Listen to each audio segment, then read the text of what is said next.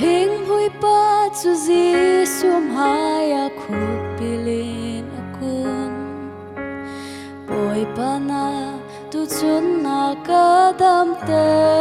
khoti Giêsu ni a hei tong i ka du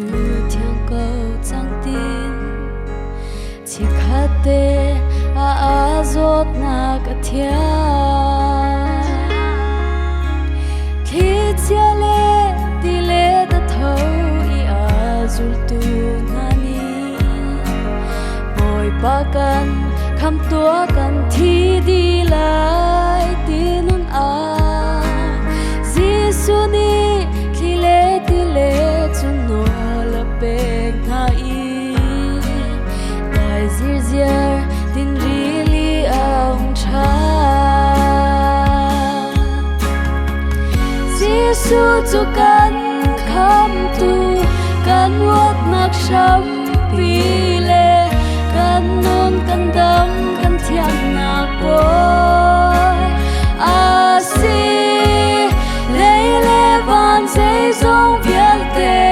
chung mong ngei tu a si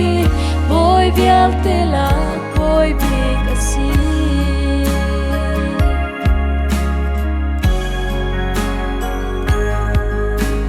Giêsu he chun dam lo mi ni dam nak an hui mi zeng lam an kal mi chon ha ni khoan hu